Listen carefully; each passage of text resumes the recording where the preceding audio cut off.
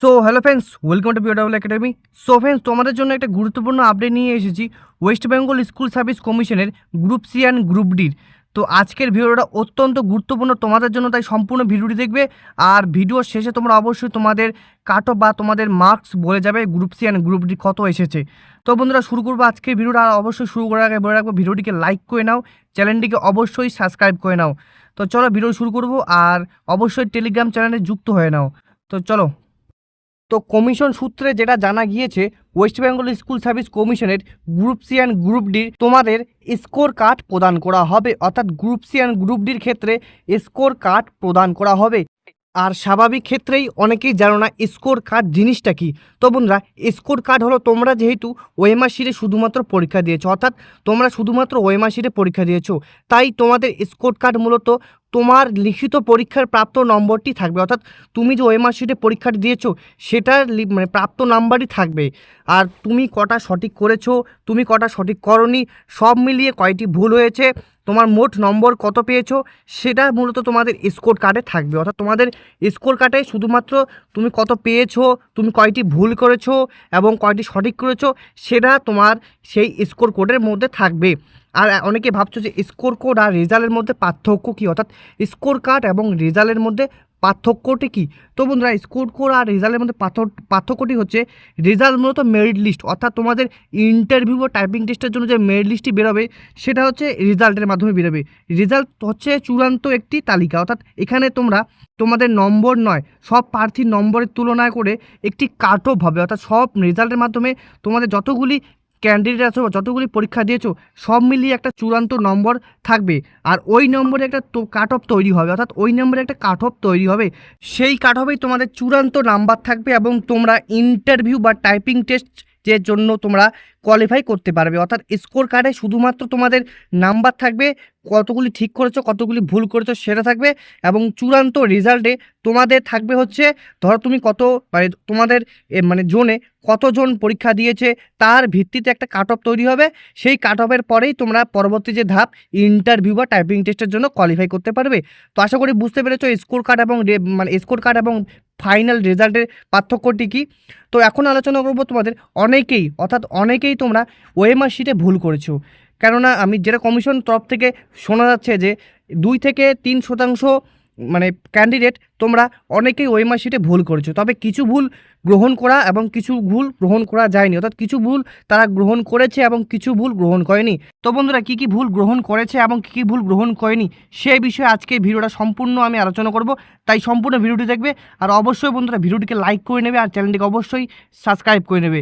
তো বন্ধুরা, সর্বপ্রথম যেই ভুলটা অ্যাকসেপ্ট একদম করেনি সেটা কি হচ্ছে, সেটা হচ্ছে রোল নাম্বার। আর অনেকেই তোমরা কোন ভুলটা করেছো বেশি, তো অনেকেই যে ভুলটা বেশি করেছে সেটা হচ্ছে ভেন্যু কোড। অর্থাৎ অনেকেই কী করেছে, ভেন্যু কোড দিতে প্রবলেম করেছে, বা অনেকেই ভেন্যু কোড দেয়ই নেই, শুধুমাত্র উপরে লিখছে নিচে গোল করেনি। আর অনেক ক্ষেত্রে কী হয়েছে, উপরেও লেখেনি নিচেও গোল করেনি।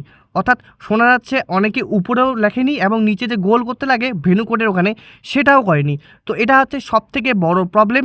তবে এই যে প্রবলেমটা, যে ভেন্যু কোডের যে প্রবলেমটা বা সেন্টার কোডের যে প্রবলেমটা, সেটা কিছু ক্ষেত্রে মান্যতা পেয়েছে WBSSC group C and group ডির ক্ষেত্রে, কিছু ক্ষেত্রে। তবে সম্পূর্ণ ক্ষেত্রে যে মান্যতা পেয়েছে তা না, তবে কিছু ক্ষেত্রে মান্যতা পেয়েছে এবং অনেকজনকে ছেড়ে দেওয়া হয়েছে। অর্থাৎ ওএমআর শিটে যে ভেন্যু কোডটি ভুল হয়েছে, অনেকজনকে এখান থেকে মুক্ত করা হয়েছে, বা অনেকে যে অনেক টেনশনে আছে যে তোমাদের পরীক্ষাটি কি বাতিল হবে।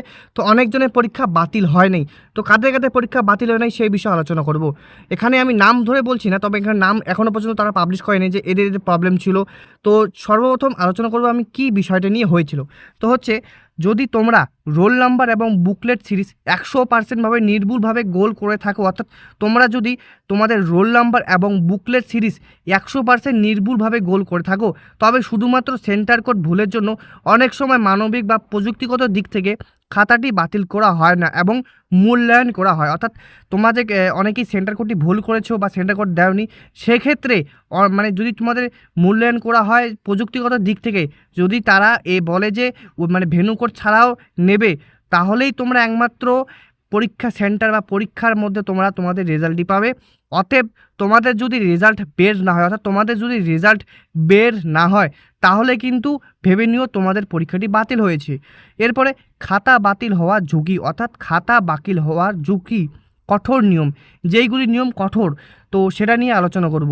আর আমি যে বললাম যে অনেকেই মানে রিলিফ পেয়েছো, সেক্ষেত্রে অনেকেই কি করেছে, গোল দাগ দিয়েছে বা উপরে লিখেছে বা গোল দাগ করেনি, সেক্ষেত্রে অনেকজনকে ছাড় দেওয়া হয়েছে। তবে পুরোপুরি যে ছাড় দিয়েছে তা না, সব জায়গায় ছাড় দেয়নি, কিছু কিছু ক্ষেত্রে ছাড় দেওয়া হয়েছে। তো সেটা তোমরা যখন তোমাদের স্কোর কার্ডটা দেওয়া হবে তখন ঠিক দেখতে পারবে যে তোমাদের যদি স্কোর কার্ডটি বের হয় তাহলে ভেবে নিও তোমরা বেঁচে গেছো বা তোমাদের মানে পরীক্ষার যে নাম্বার সেটা অ্যাড করা হবে। যদি না বের হয় তাহলে ভেবে নিও তোমাদের পরীক্ষাটি বাতিল হয়েছে।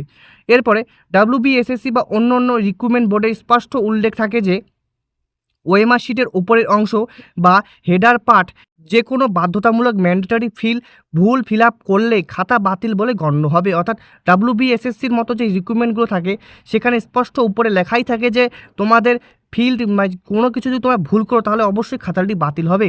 যদি স্ক্যানার মেশিনটিকে সেভাবে নির্দেশ দেওয়া থাকে যে সেন্টার কোড না মিললেও খাতাটি রিজেক্ট ফোল্ডারে চলে যাবে, তবে দুর্ভাগ্যবশত খাতাটি বাতিল হয়ে যেতে পারে। অর্থাৎ যখন স্ক্যানার মেশিনটিকে সেই নির্দেশ দেওয়া হবে যে মানে তোমাদের যে সেন্টার কোড সেটা না মিললেও তোমরা মানে খাতাটি দেখবে, তাহলে তোমাদের যে স্কোর কোড সেটা দেখা যাবে। যদি তারা নির্দেশ করে যে সেই মেশিনটিকে যে খাতা যদি কোনো ভেনু কোড না থাকে তাহলে খাতাটি বাতিল হবে, তাহলে তোমাদের রেজাল্ট দেখতে পারবে না।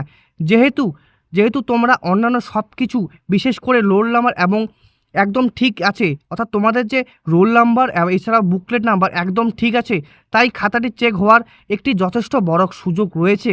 অর্থাৎ বেশি ভয় পাওয়ার কিছু নেই, তোমাদের খাতাটি চেক হওয়ার যথেষ্ট বড় সুযোগ রয়েছে। তবে কমিশনের সফটওয়্যার ঠিক কতটা কড়াকড়িভাবে সেট করা হয়েছে চূড়ান্ত সিদ্ধান্তের পুরোপুরি পর তার উপর নির্ভর করবে। অর্থাৎ চূড়ান্ত সিদ্ধান্ত তার উপরই নির্ভর করবে যে কমিশন তাদের সফটওয়্যারটিকে কতটা কড়াকড়িভাবে সেট করেছে। তো এইটুকু আশা করি তোমরা বুঝতে পেরেছো ওএমআর শিটের প্রবলেমটা। তবে বেশি তোমরা যদি শুধুমাত্রই যে ওএমআর শিটের যে ভেনু কোডটা সেটাই ফিল করতে ভুলে গেছো, তো সব ক্ষেত্রে মান্যতা পায়, অর্থাৎ সব ক্ষেত্রে তোমরা মান্যতা পায়। তবে কমিশন সূত্র থেকে জানা গেছে যে অনেক ক্ষেত্রে অনেকেই নাকি ছাড় দিয়েছে, অর্থাৎ অনেককে নাকি ছাড় দিয়েছে।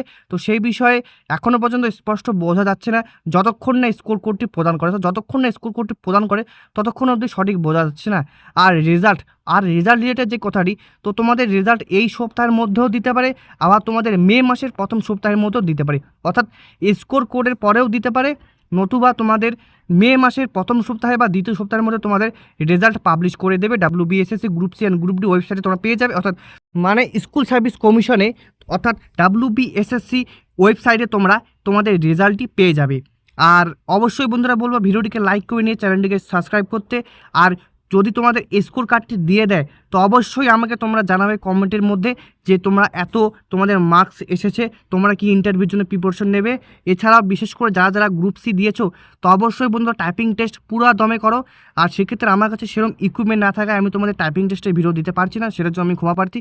তবে টাইপিং টেস্ট তোমরা অন্যান্য চ্যানেলের ভিডিও দেখে অবশ্যই করতে পারো, কেন টাইপিং টেস্ট মূলত ডাব্লিউবিএসএসসি গ্রুপ সি গ্রুপ ডিতেই মেন খেলে, মানে গ্রুপ ডি না সরি ডাব্লিউবিএসএসসি গ্রুপ সিতেই মেন খেল।